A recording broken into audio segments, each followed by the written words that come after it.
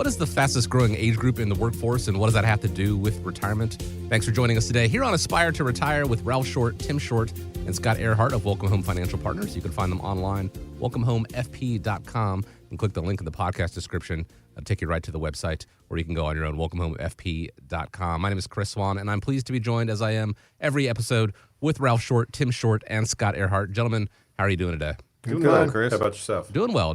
Thank you so much. So, every year the Pew Research Center does a study on the American workforce.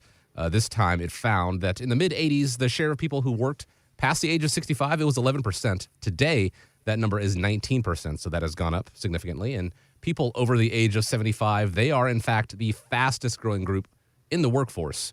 I have to wonder, why is this happening, and what have you noticed with your clients?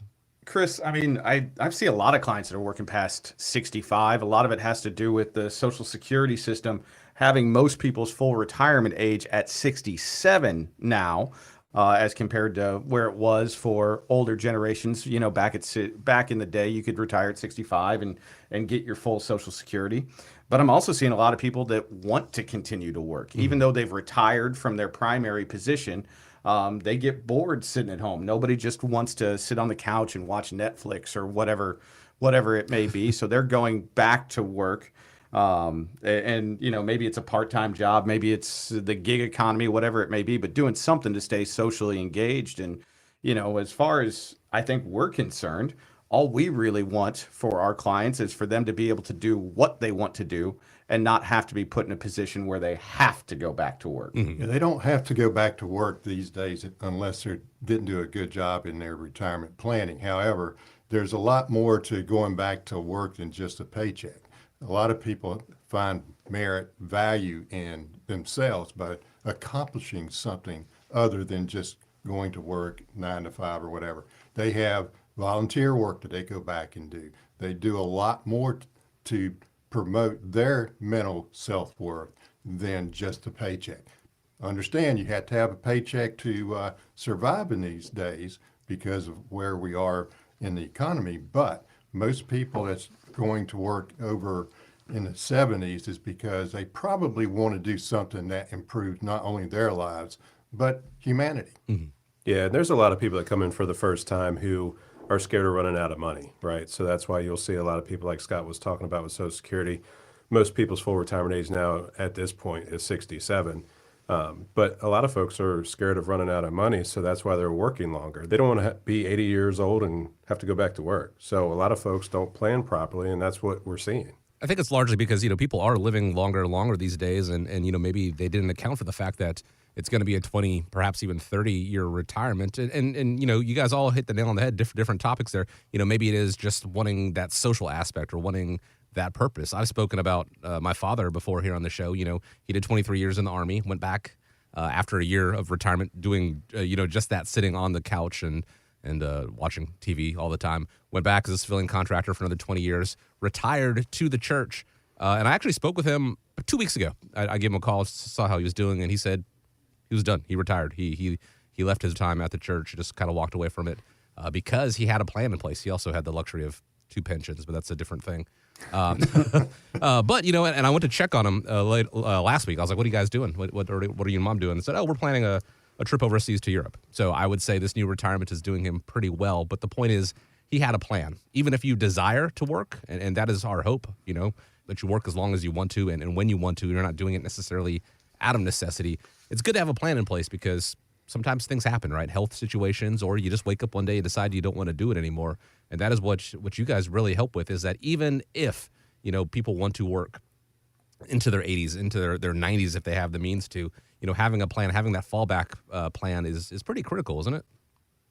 Absolutely. I think that's why we base most of our planning off the retirement roadmap, because it does show clients exactly what their income is going to look like, whether they're fully retired, retire from their primary position, go back to work part-time. Maybe they don't have to work, but it's going to give them a breakdown of what their income looks like throughout their retirement years, and if they can do the things they want to do in retirement. Yeah, and you hit the nail right on the head about being forced into retirement for health or whatever reasons. But there's a lot of folks that are getting buyouts, right? So if the company comes to you, if you're 57, you plan to work till, I don't know, age 60, 62, and the company's like, hey, your job's eliminated, but we're going to give you a year or 2 years worth of severance, then what do? So that's why you don't wait until you walk out the door to create that retirement plan. And I would say this to most people, our retirement roadmap allows you to visualize what your retirement is going to look like. Most people have never seen a plan, cash flow analysis, budget, whatever you want to call it, as to 20 years down the road. What's it going to look like? What if inflation does drop back down to 2.5% or 3%? What if it goes up to about 5%?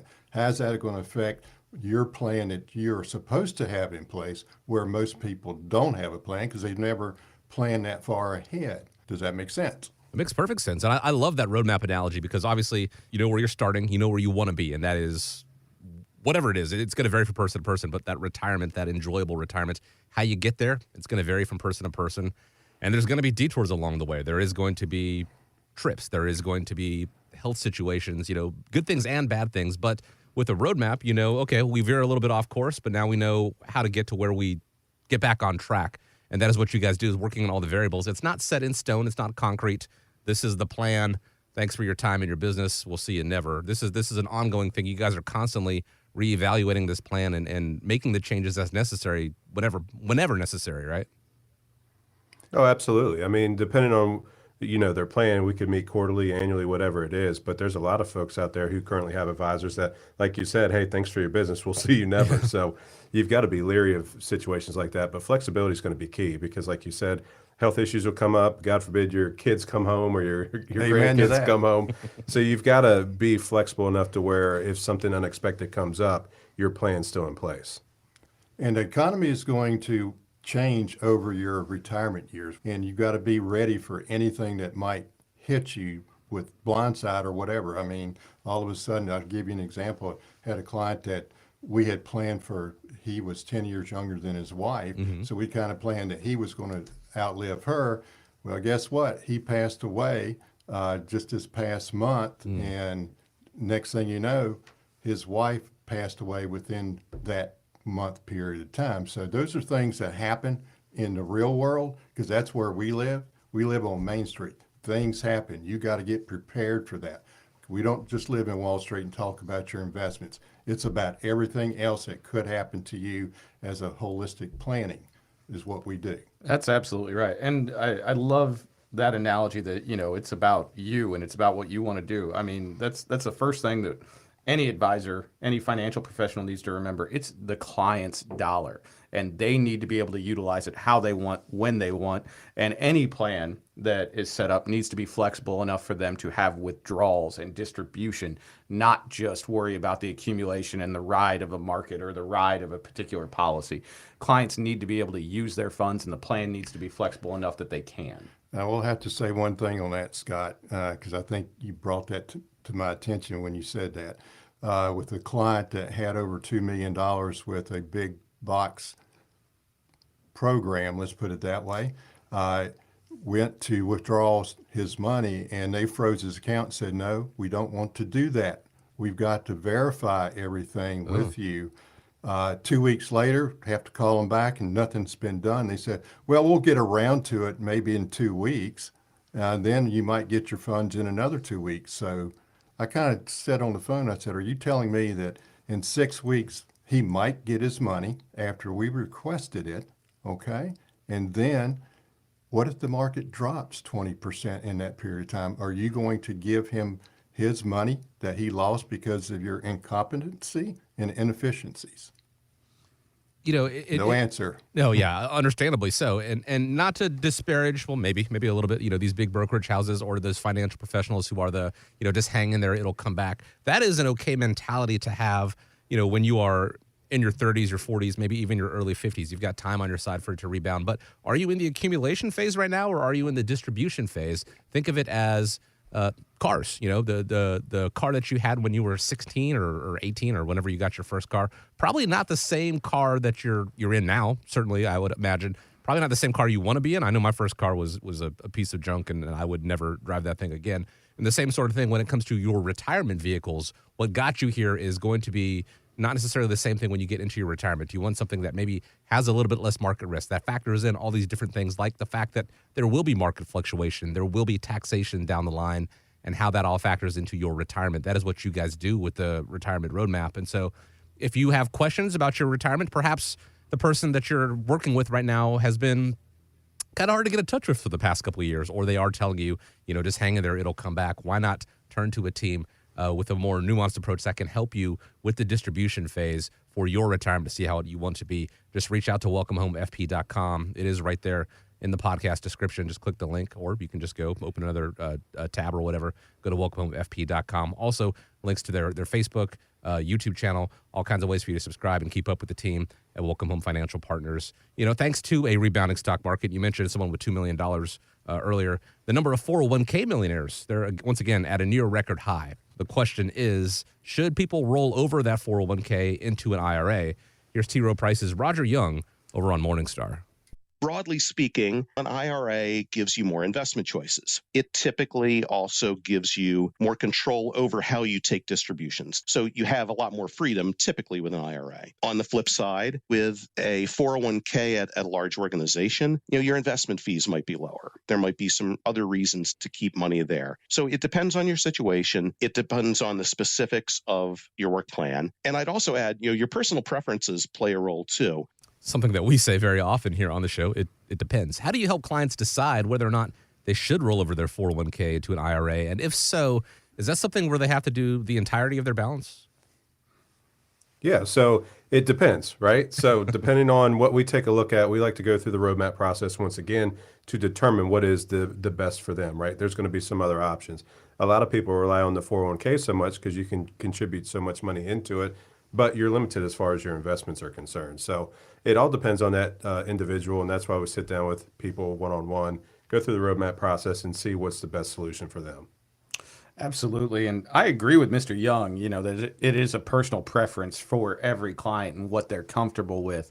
One thing that I see a lot with that I think I can make a pretty blanket statement, most all clients I meet with want to have more control of their money. It comes down to control. And I want to, when I'm working with someone, I want to give them as much control of their retirement as possible. So we do encourage a lot of times to take a roll, roll some of it out, get it in a position where you're in absolute control of it. And one thing, I know this is Tim's favorite thing in the world that I don't think a lot of people look at or are aware of, is if you're still working, there may be an opportunity to roll some out using a non-hardship in-service withdrawal, something that most people don't know exists. It doesn't exist in every plan, but it is an option. And I've helped a lot of people that are, pre-retirement to get control of their money, get in a position where they don't have so much exposure to, a limited group of investment options. The other thing I would say, like you said a while ago, is it depends because every plan's a little different. So some of them will allow you to have some of that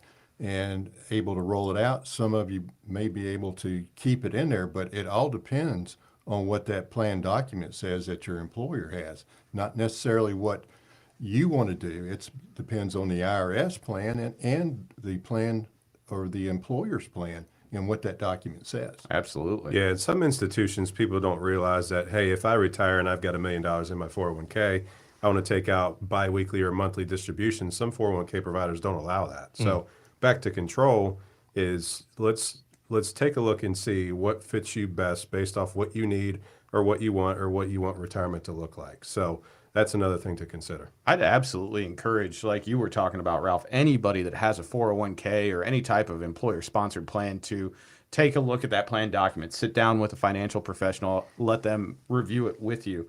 Perfect example is my mother. When she retired, she worked for a big law firm, and she had a pretty sizable 401k. She worked really hard for all of her life, and she didn't realize that when she retired, the plan document said she could not roll it out for 1 year post-retirement. So she retired, and she thought she was going to be able to draw off of this to fund her lifestyle, and all of a sudden, she couldn't touch it for 365 days. Those plan documents are very, very important, and you should review them. If you're not comfortable with that type of language, you should definitely sit down with a financial professional and allow them to help you review it.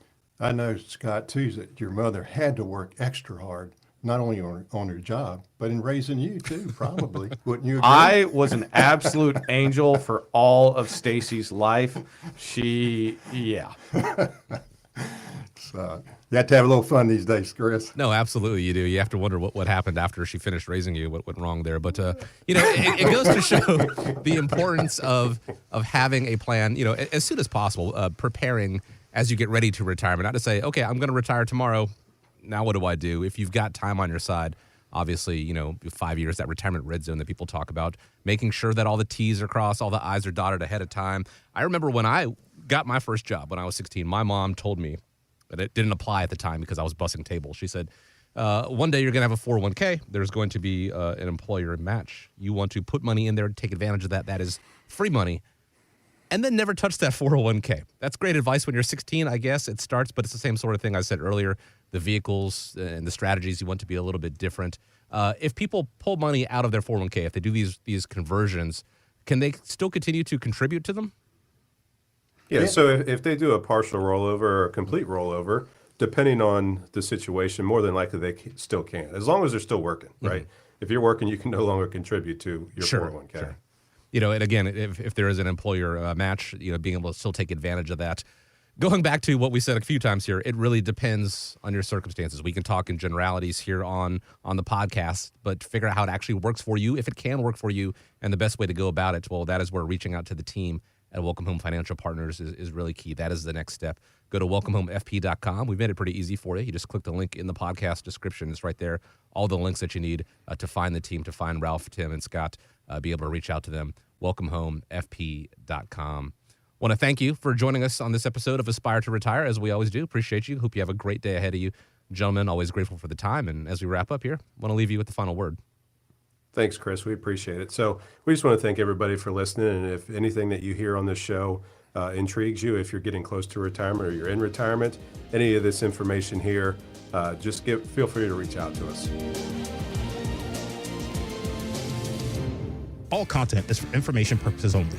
It is not intended to provide any tax or legal advice or provide the basis for any financial decision, nor is it intended to be a projection of current or future performance or indication or future results. Opinions expressed herein are solely those of Welcome Home Financial Partners and Welcome Home Wealth Advisors, LLC. The information contained in this material has been derived from sources believed to be reliable, but is not guaranteed as to accuracy and completeness and does not purport to a complete analysis of the materials discussed. All information and ideas should be discussed in detail with your individual advisor prior to the implementation. Each individual investor's situation is different, and any ideas provided may not be appropriate for your particular circumstance. Advisor services are offered by Welcome Home Wealth Advisors, LLC, a registered investment advisor in the state of Virginia. Being registered as an investment advisor does not imply a certain level of skill or training. Insurance products and services are offered through WPI Holding, Virginia Insurance License Number 138509, an affiliated company. The information contained herein should in no way be construed or interpreted as a solicitation to sell or offer to sell advisory services to any resident of any state other than the state of Virginia or where otherwise legally permitted. Welcome Home Wealth Advisors, LLC, and Welcome Home Financial Partners are not affiliated with or endorsed by the Social Security Administration or any government agency.